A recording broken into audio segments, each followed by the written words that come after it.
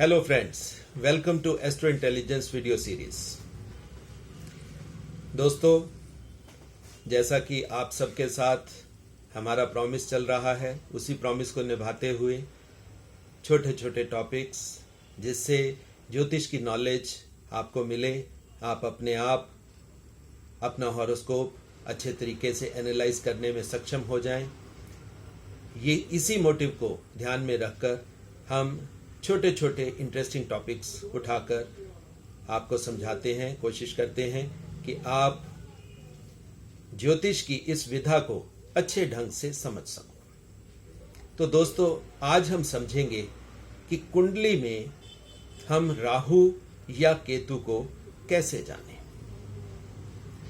दोस्तों, राहु और केतु का नाम आते ही लोगों के मन में एक शंका, एक अजीब सी मिश्रित सी भावना आ जाती है कि ये कहीं दुख का कारक या नुकसानदेह चीज है। मगर दोस्तों, ऐसा कुछ नहीं है। अगर हम ज्योतिष को सही ढंग से समझेंगे तो हमें पता लगेगा कि ज्योतिष में कोई भी ग्रह परमानेंट बुरा नहीं होता। कोई भी ग्रह किसी खास घर में हमेशा बुरे रिजल्ट नहीं देता। ये सिर्फ समझने की बात है। अगर आपको अच्छे ढंग से ज्योतिष की विधा या ज्योतिष के सूत्र अच्छे तरीके से समझ आ गए तो आप इन चीजों से और इस भ्रम से बाहर आ सकेंगे। तो दोस्तों, हम बात कर रहे थे सबसे पहले राहु ग्रह की। दोस्तों, शास्त्रों में राहु के बारे में बहुत सी बातें नहीं बताई गई, बहुत ज्यादा डिटेल में बहुत कुछ नहीं है। ऋषियों ने छोटे छोटे हमें सिंबल्स देके या इशारे देके जरूर हमें समझाया है कि राहु क्या है। शास्त्रों में सबसे पहली बात तो यह बताई जाती है कि राहु ग्रह हमारी कुंडली के किसी भी भाव में जिस भी ग्रह के साथ प्रेजेंट होगा, मतलब कंजंक्शन में होगा, तो राहु ग्रह क्या करेगा? तो राहु ग्रह उस ग्रह के कैरेक्टर्स या जो उसकी प्रॉपर्टीज है वो लेके उसके अकॉर्डिंगली रिजल्ट देगा। राहु अपने आप कोई रिजल्ट नहीं देता।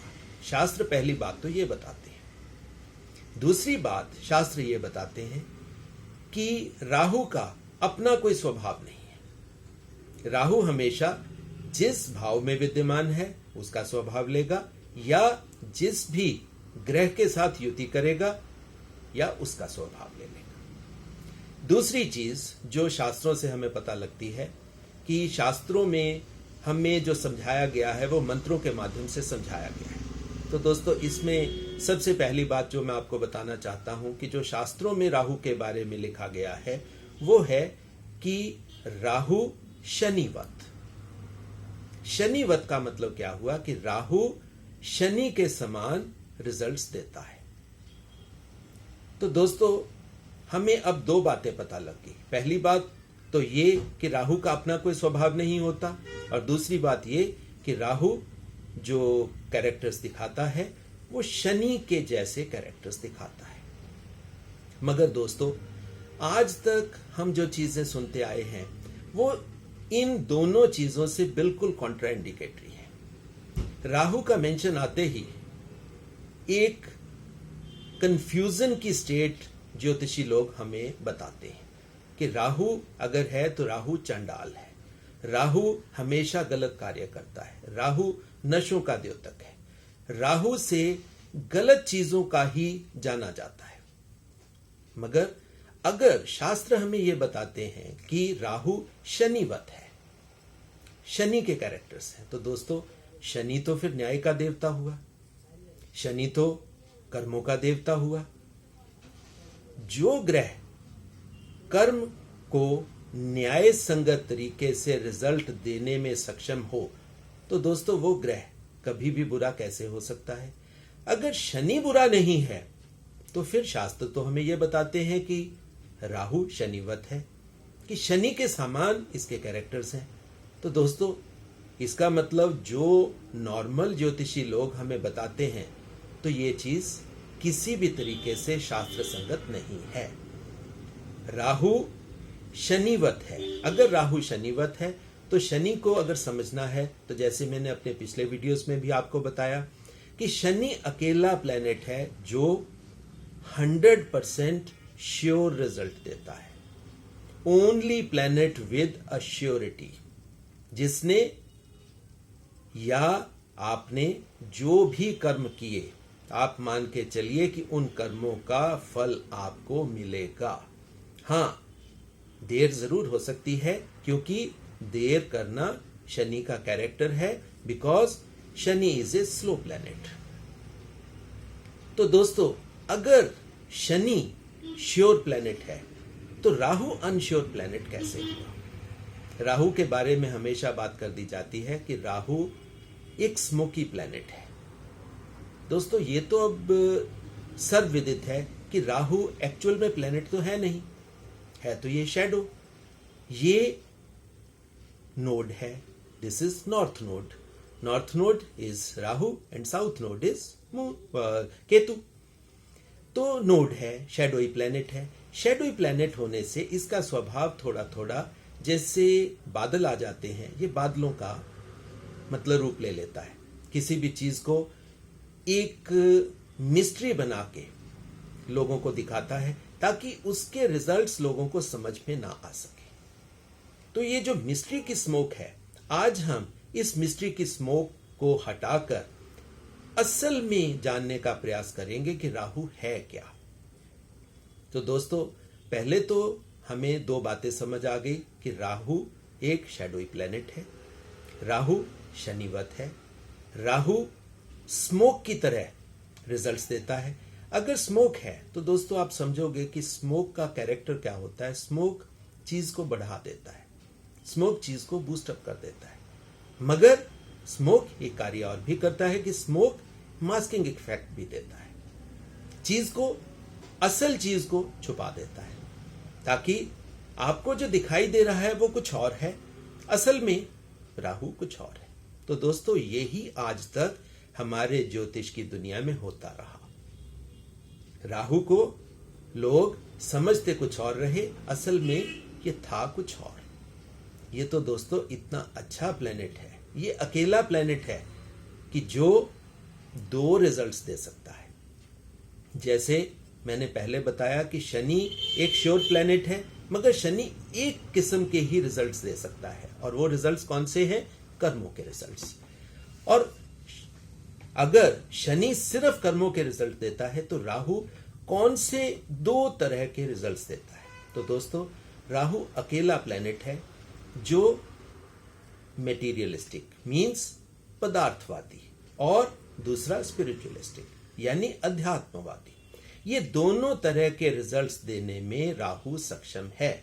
मगर सिर्फ दिक्कत क्या है कि हम राहु को ऊपर ऊपर से देखते हैं, उसकी स्मोक को देख लेते हैं, स्मोक से उसके बुरे रिजल्ट्स हम अपने मन में बैठाने शुरू कर देते हैं। मगर दोस्तों, ऐसा नहीं है। हमेशा राहु को एनालाइज करना है तो आपको उस धुएं के बादल के अंदर झांकना पड़ेगा और समझना पड़ेगा कि राहु असल में है क्या। राहु दोस्तों आपका सबसे अच्छा दोस्त है, क्योंकि राहु का आज जो मैं कैरेक्टर आपको बताऊंगा, फिर आपको समझ लगेगा कि राहु है क्या।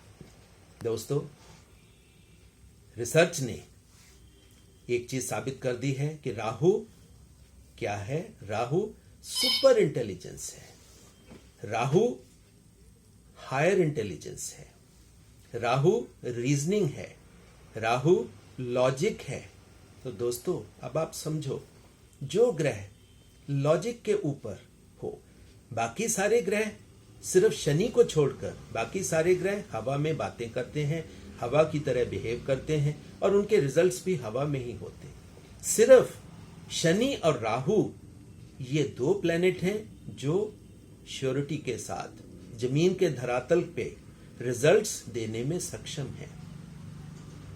पहली बात, अब थोड़ा सा मैं समझ रहा हूं कि आपका क्लाउड भी छटने लग गया होगा, आपको समझ आना शुरू हो गया होगा कि राहु एक लॉजिक है। लॉजिक से अगर हम देखेंगे तभी आपको राहु के रिजल्ट समझ में आएंगे। और दूसरी चीज, Rahu is super intelligence, Rahu is higher intelligence. दोस्तों, जब इंटेलिजेंस की बात होती है तो हमें दो ही प्लैनेट्स ध्यान में आते हैं, मरकरी और जुपिटर।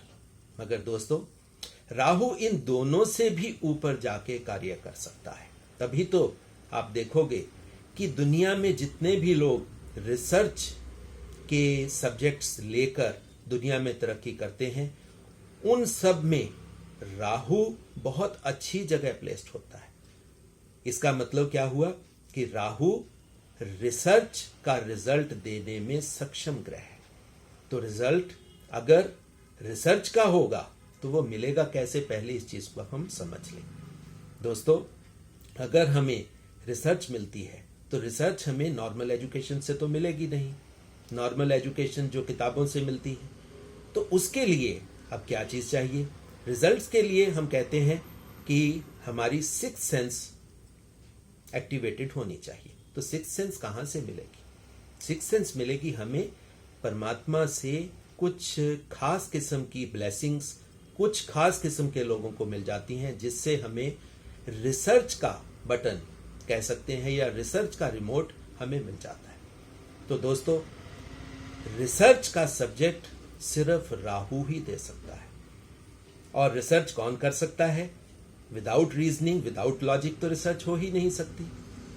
तो दोस्तों, पहली बात तो हमें अब ये पता लग गई कि राहु रिसर्च देने में सक्षम है।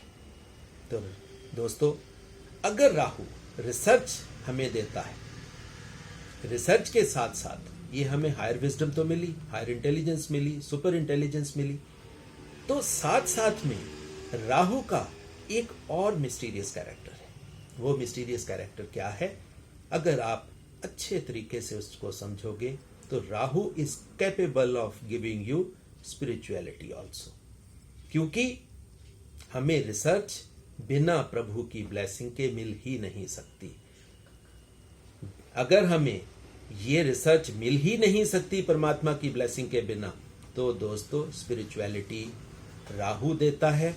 और राहु, अब आप समझ गए होंगे कि अकेला प्लेनेट है जो मेटीरियलिस्टिक और स्पिरिचुअलिस्टिक ग्रोथ दोनों देता है। तो दोस्तों, अब मेरे को पक्का यकीन हो गया कि आपको समझ में आ गया होगा कि राहु क्या है। राहु दोस्तों शनिवत है। राहु दोस्तों डराने का सब्जेक्ट नहीं है। राहु तो परमात्मा और इंसान के बीच में जो सबसे, अगर आप ये समझें कि एक कड़ी है जो इंसान के सबसे ज्यादा नजदीक है और ऊपर से परमात्मा के भी बहुत नजदीक है, तो वो राहु है। तो दोस्तों, इसी के साथ हम अब बात करेंगे केतु ग्रह की। दोस्तों, केतु ग्रह के बारे में भी हमें जो चीजें आज तक एस्ट्रोलॉजी की दुनिया में पता है, वो है कि केतु डिसोसिएशन देता है, केतु तोड़ता है, केतु स्पिरिचुअलिटी देता है। हमें सिर्फ इतनी चीजें पता है, क्योंकि शास्त्रों में जैसे राहु के बारे में कुछ ज्यादा डिटेल में नहीं बताया गया, इसी तरह केतु के बारे में भी शास्त्रों में बहुत ज्यादा डिटेल में हमें पता नहीं। ये तो अब हमें रिसर्च से या एजुकेशन से ही हमें सीखना होगा कि केतु क्या है। दोस्तों, शास्त्रों में जैसे राहु के बारे में बताया गया कि राहु शनिवत है, इसी तरह केतु कुजवत है। कुज यानी मंगल, मार्स। तो केतु के कैरेक्टर्स मंगल के कैरेक्टर्स हुए। तो दोस्तों, जैसे राहु शनि के कैरेक्टर्स देता है, उसी तरह केतु मंगल के कैरेक्टर्स देता है। अगर मंगल को समझना है तो आपको यह समझना चाहिए कि मंगल एक डिजायर है, मंगल एक रेड हॉट बर्निंग डिजायर है। और कोई भी कार्य जीवन में करना होगा तो इच्छा तो चाहिए। डिजायर के बिना हम कुछ भी नहीं कर सकते।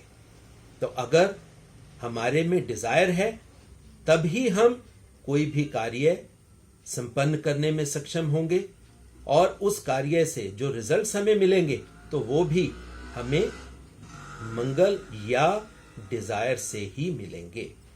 तो दोस्तों, अगर केतु कुजवत है तो डेफिनेट बात एक है तो ये हमें मिस्ट्री नहीं देता, ये हमें कुछ पक्की चीजें बताता है। वो पक्की चीज क्या है कि मंगल जैसे हमें डिजायर देता है, तो केतु हमें इच्छा शक्ति, स्ट्रांग इच्छा शक्ति। मगर दोस्तों, अब केतु एक और चीज बहुत बढ़िया तरीके से देता है। जैसे केतु, अगर आप केतु को एनालाइज करेंगे, देखेंगे, तो केतु में सर नहीं है। राहु में जैसे धड़ नहीं है, केतु में सर नहीं। केतु धड़ है, और धड़ का काम क्या होता है? हर चीज को एब्जॉर्ब कर लेना। और अगर कोई भी चीज केतु के संपर्क में आएगी तो वो तो एब्जॉर्ब हो जाएगी, और अगर एब्जॉर्ब हो गई तो हमें उसके रिजल्ट्स कैसे मिलेंगे? मगर दोस्तों, यहीं पे अब मिस्ट्री समझ में आती है कि जो रिजल्ट्स मिलते हैं केतु के द्वारा, वो सरप्राइजिंगली डिफरेंट रिजल्ट्स होते हैं। हमें देखने में लगता है कि केतु ने एब्जॉर्ब तो किया कुछ और, मगर रिजल्ट दिया कुछ और। इसीलिए केतु को हम सडन गेन्स, अनएक्सपेक्टेड गेन्स के साथ रिलेट करते हैं। साथ में केतु को हम स्पिरिचुअलिटी के साथ रिलेट करते हैं। मगर दोस्तों, सबसे पहली बात तो केतु को जानना है, तो आप ये समझिए कि केतु महाराज जिस भी घर में विद्यमान होंगे, आप लेके चलिए कि उस घर से, उसके कैरेक्टर से, उसकी प्रॉपर्टीज से, उसकी एनर्जीज से आपको डिसोसिएशन तो मिलेगी। मगर वो डिसोसिएशन, अब आपको समझ में आएगा कि ये डिसोसिएशन कैसी है, क्योंकि वो जो डिसोसिएशन मिल रही है उस घर के कैरेक्टर्स की है, मींस मेटीरियलिस्टिक चीजों से।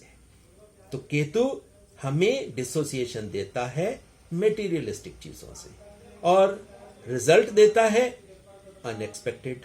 तो हम इसको रिलेट कर देते हैं कि ये स्पिरिचुअल रिजल्ट देता है। मगर दोस्तों, ऐसा भी नहीं है।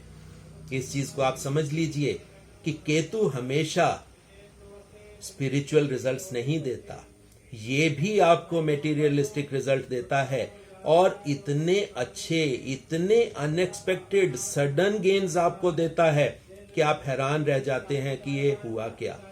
तो दोस्तों, अब आप समझ गए होंगे कि राहु और केतु आपके कितने अच्छे मित्र ग्रह हैं। और दोस्तों, आज मैं इस वीडियो से कुछ और राहु के बारे में रिसर्च की चीजें आपको बताना चाहूंगा कि राहु और केतु ये किसी भी कुंडली का एक, जैसे हम कहते हैं कि फलक्रम है, या जो एनर्जीज होती हैं, अगर हमने किसी भी चीज का बैलेंस बनाना होता है, जो धुरी होती है वो राहु और केतु का एक्सिस है। और राहु केतु के एक्सिस के आगे पीछे ही सारे ग्रह घूमते हैं। वो एनर्जीज राहु केतु को इस्तेमाल करके ही हमें रिजल्ट्स देने में सक्षम होती हैं। तो अगर आपने कुंडली का अच्छे तरीके से एनालाइज करना है, तो सबसे पहले आप राहु केतु के एक्सिस को देखिए। उसके बाद आप जो धार्मिक ट्रायंगल है, धर्म का ट्रायंगल है 1 5 9, आप उसको देखिए। ये सबसे इंपॉर्टेंट ट्रायंगल बन जाती है। अगर हम राहु केतु के एक्सिस को सही ढंग से समझेंगे तो हमें पता लगेगा कि ये जो 1 5 9 का ट्रायंगल बना, ये कितना इंपॉर्टेंट ट्रायंगल बना। दूसरी चीज दोस्तों, छोटी सी बात यहां पे मैं और करना चाहूंगा। कुछ ज्योतिषियों ने ये भ्रम फैला रखा है कि राहु और केतु की स्पेशल ऑस्पेक्ट या दृष्टियां होती हैं। दोस्तों, ऐसा नहीं है। राहु और केतु की दृष्टि सिर्फ अपने ऊपर होती है। राहु की दृष्टि केतु के ऊपर, केतु की दृष्टि राहु के ऊपर, और ये किसी भी और घर के ऊपर कोई दृष्टि नहीं डालते। हाँ, ये सबसे इंपॉर्टेंट बात आज के इस वीडियो की, कि राहु और केतु दृष्टि डालते नहीं, ये दूसरे ग्रहों की दृष्टियां अपने में एब्जॉर्ब करके, उनके कैरेक्टर्स को अपने में धारण करके कुछ स्पेशल किस्म के रिजल्ट्स देने में सक्षम हैं। दोस्तों, आज इस वीडियो से मैंने आपको रिसर्च की कुछ ऐसी चीजें बताई हैं जो आपको किसी भी किताब में, किसी जर्नल में नहीं मिलेंगी। और मेरा उद्देश्य भी यही है कि मैं अपने रिसर्च से जो भी इंफॉर्मेशन या जो भी विजडम आज तक ले सका हूं, वो मैं आपके साथ शेयर करूं, उम्मीद करता हूं कि ये इन्फॉर्मेशन आपके काम आई होगी और जीवन में आपको एक अच्छा ज्योतिषी, एक अच्छा एनालाइजिंग करने वाला इंसान बनाने में कामयाब होगी। धन्यवाद।